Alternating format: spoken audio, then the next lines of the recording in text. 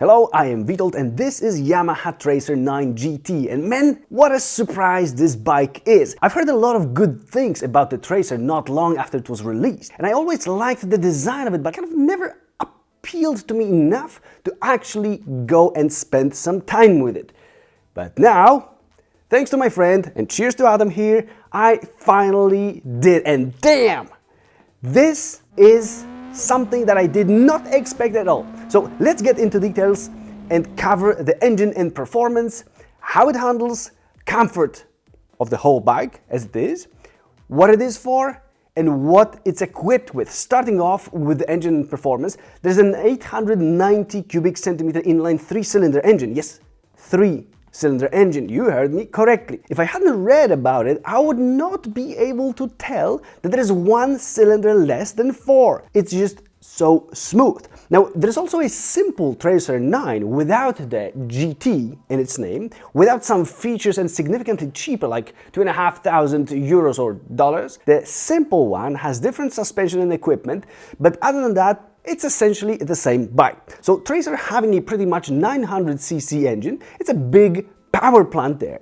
It's got 119 horsepower, and on one hand, it's not that super much, but on the other, it's quite a lot. That's more than BMW F900XR, which has 105 horsepower, and even more than Ducati Multistrada V2, that's now replacing Multistrada 950. And both of these bikes have slightly larger engines, with BMW's one being 895 cubic centimeters and Ducati's being 937 cubic centimeters. And yeah, the differences aren't in fact large, but still. Now regarding torque, they all have almost identical amount of torque. Yamaha has 93 Newton meters of torque, Ducati Multistrada V2 has one more at 94 Newton meters of torque, and BMW is having one more than Ducati, so 95 Newton meters of torque. So at the same time, we can see that Yamaha is definitely not behind the top European bikes here with the Tracer in this particular category. And that's awesome. But hey, this means nothing, as numbers can in fact be misleading if they are put out of context. And there are two things to mention here. One is weight, and the other one is how it all actually feels once you're on the bike opening that throttle. If you haven't watched my honest review of BMW F900XR and S1000XR, there is a link in the description, by the way, I mentioned the crazy S1000XR here, and I will explain why. Now, just to confirm what you may be expecting, the weight of the Tracer 9 GT is 220 kilograms with fuel, while BMW F900XR weighs 1 kilogram less at 219 kilograms. So essentially, at the same total weight, the Yamaha has 14 horsepower more than BMW. The Ducati is 222 kilograms with fuel. So right, this already tells us that likely the Tracer will be quicker, but it doesn't tell you that it's actually freaking quick compared at least to BMW F900XR. There's really no comparison, and that was my first surprise. The numbers totally don't reflect the Yamaha Tracer 9 GT is a bloody quick bike. And if you keep it in the higher range of RPM, it's a bloody crazy bike. Seriously, so you may totally comfortably ride the Tracer on the 6th gear at 80 kilometers per hour, fully open the throttle in those circumstances, and the bike will not choke, it won't bark back at you like some motorcycles with much more powerful engines do, for example Ducati Multistrada V4, but it will calmly and steadily gain speed. Of course, it won't be super quick, but even a performance monster in the similar class, kind of, BMW S1000XR, it also doesn't. Those bikes like to be revved, and it makes total sense in this case.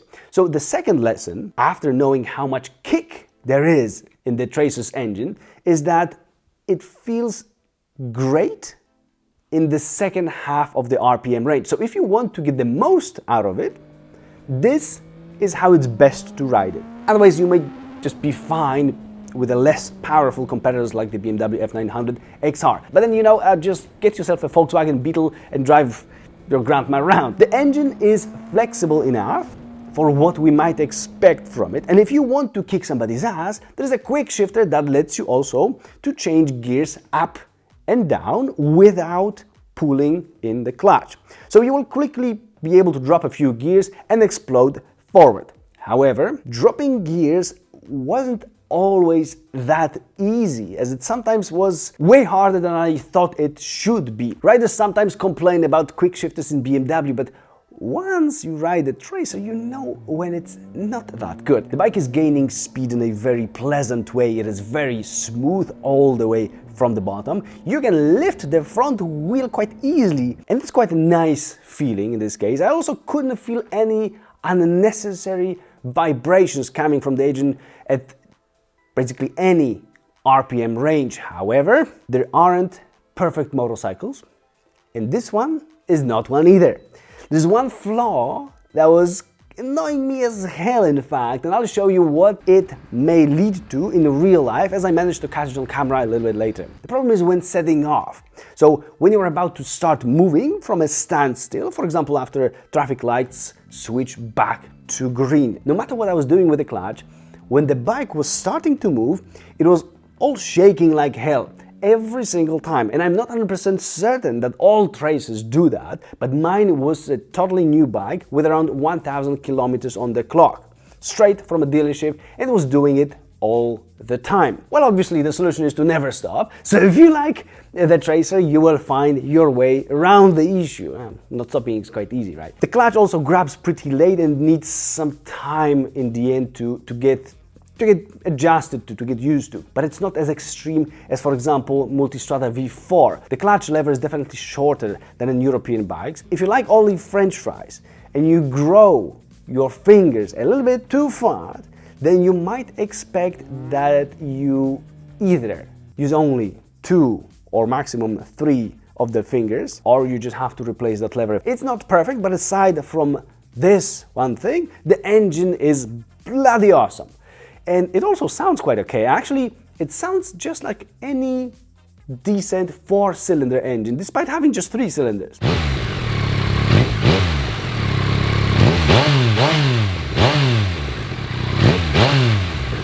But on the other hand, it sounds completely differently than any 2-cylinder engine. And in terms of heat, I was riding in around 15 Celsius degrees, and I haven't experienced any problems with the bike trying to fry my butt or my chicken legs. So no need to worry, and you are not going to be opening a KFC restaurant either. Get a Ducati Multistrada V4 for that if you want that. And me mentioning the V4 has actually nothing to do with comparing these bikes directly, as there's no comparison between these two, I believe. One last thing that I promised you early in this part, that's why I mentioned the big BMW S1000 XR, so the biggest and the most powerful BMW in this class. And this is because I could not stop thinking about it whenever I was opening the throttle when riding the Tracer. I would compare this Tracer 9 GT to BMW S1000 XR, and then not that closely to BMW F900 XR performance-wise. In my opinion, the gap between the Tracer 9 and BMW S1000 XR is way smaller than between the Tracer and F900 XR. Tracer was making me excited and happy when I was pushing it. S1000 XR was making me pee my pants from happiness, but F900 was making me wish that I was on S1000 XR. And let's move to how it handles, and it handles pretty well, however also not perfect. It was a tricky one, because in the beginning of every movement it would impress me again, but after reaching some point it would limit that positive feeling. And again, I could say that it's a mix of a small and a big BMW XR here. The first thought is that it's really super easy to handle. It's really nice and easy. You can lean really deeply on the Tracer whenever you want, and it's so easy. It's actually, watch this, it's actually too easy. Maybe it was the tires, but I don't think so, as it was a new bike. But in theory, I could put the bike straight onto the ground and it wouldn't kind of signalize, it wouldn't tell me, oh boss, please watch out, don't do it. But in practice, this means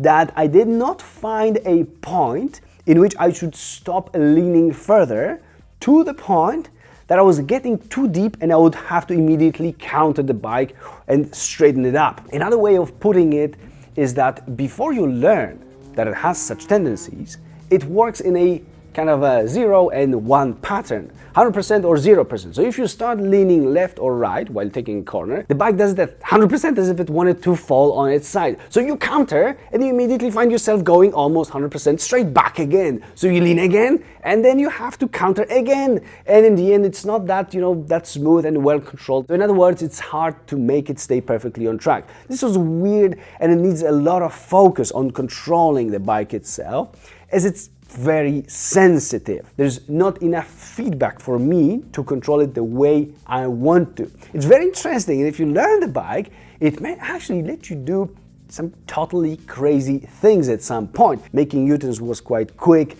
and super easy, and if you manage not to fall in the process, which is challenging as the bike encourages you to just lean more and more, then it can be super nimble. This smoothly lets me to transfer to comfort and suspension. And there are three main conclusions here. The first is very critical and it's about the seat. Sorry to say that, but this is crap in my opinion. I'm 183 centimeters tall. I can ride a BMW R1250 GS Adventure or Ducati Multistrada V4 with no height issues. Yet here, in a much smaller and way lower Tracer 9 GT, it was hard and painful. And I'm not going to let Yamaha go just like that with this seat that is as hard as in just some sports bike, and as if there was basically no cushioning, no padding at all. Now, some may like it, but I don't. It's up to you whether you like to have some sponge under your butt or you prefer to sit on a raw metal or plastic or whatever it is. It's uncomfortable to keep sitting on it as it's so hard, the seat I mean, and then in the city, there's the problem with how wide the seat is in the front area. This means that every time you stop, the inner side of your thigh, or both thighs, might hurt because of the pressure that the hard edges of the seat that you're sitting on generate. And the seat height is just 81 to 82.5 centimeters, which is rather low. And being so wide, it makes you spread your legs like a French hooker. And in the end, you are reaching with your feet much further away from the bike, so you would need to have accordingly longer legs to reach properly the ground with your feet. So all in all, if you don't like that, well, it's pretty simple. Just get an aftermarket seat or modify it or get another seat, whatever. At the same time, you just heard the two of my biggest complaints about the Tracer. With the first one, so the vibration when setting off, you may live with. The second one is, on the other hand, easy to fix. There you have it. Imagine how good of a bike it is as a total package if those are the biggest complaints. Back to the suspension, as it's definitely on the stiffer side. Even though the bike is stiff, even though the suspension is stiff, it's not very uncomfortable. I would even say it's okay, it's fine. It's pretty, I wouldn't say it's stiff, I wouldn't say it's soft. So once you expect it to be stiff, it's even better. It's actually very much fine. It's not silky smooth here with the Tracer 9 GT, but the second thing that actually compensates for that, especially if you are considering BMW F900XR, the Tracer is not put out of balance when you ride over some bump or a hole or whatever there is on the tarmac. It keeps going as it was before that. While the BMW F900XR tends to jump and get out of balance to the point that it takes away plenty of confidence, here it's totally fine and I really enjoyed riding it. I liked how it felt. There is a semi-active suspension that probably does something, but overall, a good job again, Yamaha. So combining surprisingly good to me performance and joy that it brings with properly composed suspension, you guys may find yourselves becoming road criminals very quickly, as it encourages you to become really fast on the road very quickly. On the other hand, some of you guys, especially those over 180 centimeters tall or 6 feet tall, may not last that long. I had an impression that Japanese engineers once again did what they usually do, which is that they designed this bike for rather short Asians. At least in theories. On the other hand, you need to have really long legs to handle that wide seat. It's kind of confusing here.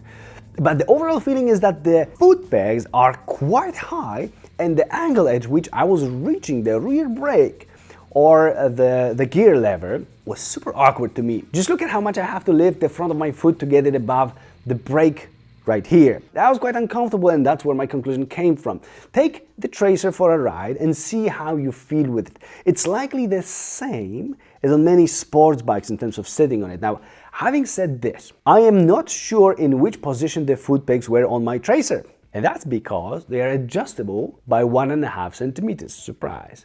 If you know, looking at the footage, please let me know in which position they were. The position here on the Tracer 9 GT is upright in terms of your upper body, with a handlebar that's wide enough to give the feeling of control and yet not being as wide as in adventure motorcycles. So I would say it's fine for riding in the city and comfortable enough to ride outside the city. And I have a feeling that the handlebar is also much closer to me than in adventure motorcycles, which is a bit confusing at first, but then it feels fine.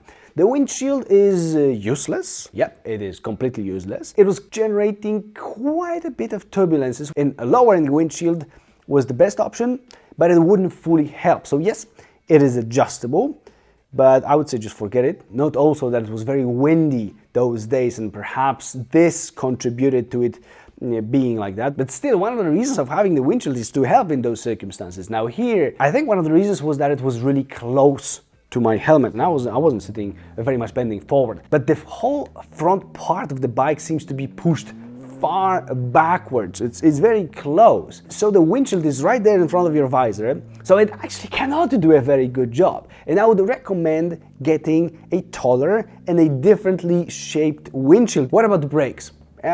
No complaints here. They are powerful, they are easy to dose, and I would say quite enjoyable. Well done, Yamaha. There's also ABS, and from 2021, with the newer Tracer, with the newest at the moment, Tracer 9 GT, it's got cornering ABS, just like in BMW XR motorcycles. Now, it doesn't lose on this field anymore. In the mirrors, you don't see much, and that seems to be the new trend and the new pattern in modern motorcycles, so whatever. It's not worse than BMWs, in which you cannot see much either. A trend that I thought was long gone is that only one of the front lights is on, and that's how it is in the Tracer. And I cannot tell you how much I hate this. It's stupid. It looks dumb. I can't even talk about this. So let's move forward. Just be aware that it's not broken. It's how it was supposed to be, according to Yamaha engineers or designers. Oh, hopefully not designers. So what is the new Tracer 9 GT for? We know it's not to be looked at from the front now. Okay, sorry. Maybe let's see what it's not first. And it's not an adventure motorcycle. It is a direct competitor to BMW XR family motorcycles. Yeah, but which one exactly? Generally, it should be compared to BMW F900 XR, but I'm going to say that it would definitely not cross the Tracer out when thinking about S1000 XR either. The Tracer's performance is so good that only in the top RPM you will really see a significant difference between the Tracer and the 1000 XR BMW.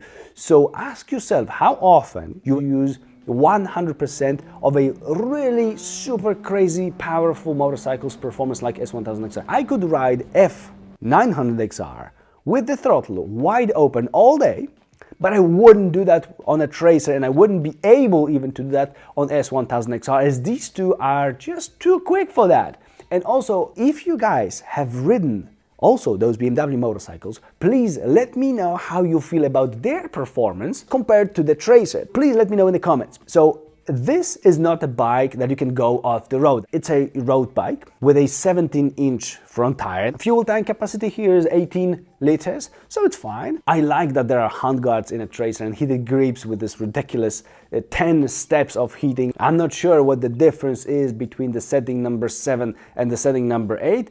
It's not like number 1 is only for heating only one of your fingers and heating 10 is for 10 of your fingers. And I feel that they've done it only so that we talk about it, and well, it worked. I like the way this Tracer 9 GT looks. I believe it looks sharp and modern. I'm not sure what to think about the lack of the exhaust pipe, but I would say that it lets the bike keep a very clean look. And since there won't be any awesome sound generated by this inline cylinder engine, I don't think I would actually touch it anyway.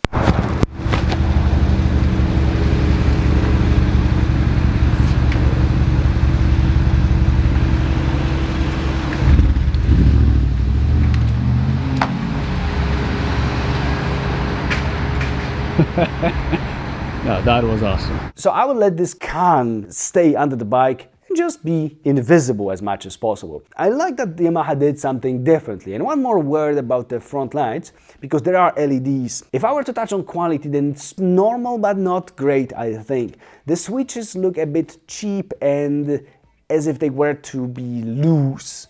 Even though they aren't loose, they just look this way.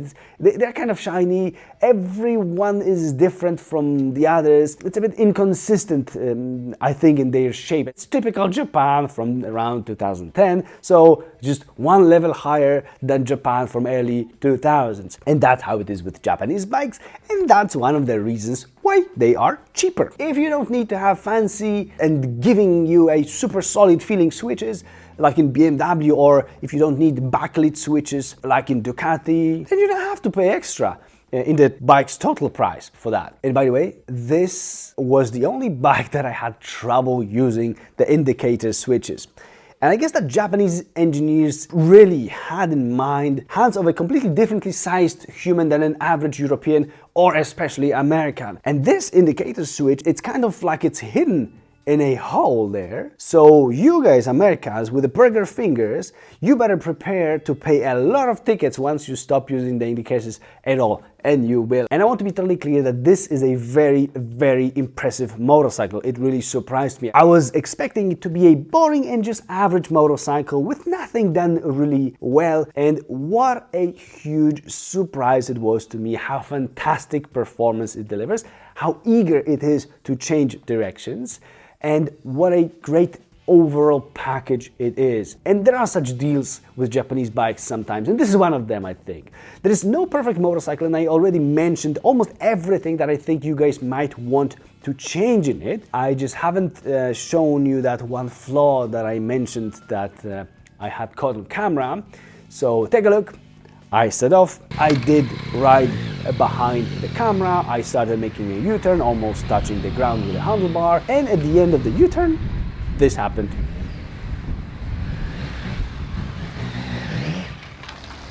The engine just died.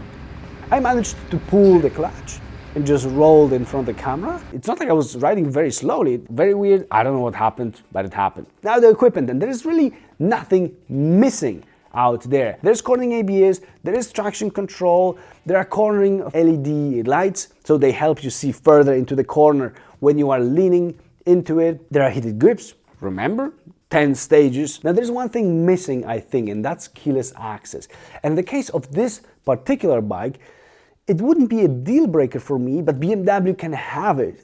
And it works great there, and I love it there. It's a pity that this one cannot have it, but whatever. I also didn't see hill start control system, so if you don't want to roll back when setting off uphill, you're basically on your own, and I don't think that's a big deal. On the other hand, you have two displays in front of you, and I get it. We've got two eyes, so one per display. There are three different places from which you can navigate through the menu. There is one like it goes in a loop, but there are three different switches buttons that you can use in order to do that. And that's confusing as However, once you go through the menu for the first time, it's enough. It's clear how it works and it's totally fine to use. It looks, actually this whole setup there looks like a big bug looking at you with those huge eyes, but two screens, you know, there's this big gap in the middle and lots of plastic around because of that, and I'm not sure if I actually like it. Maybe it's not looking heavy thanks to that, maybe it's original,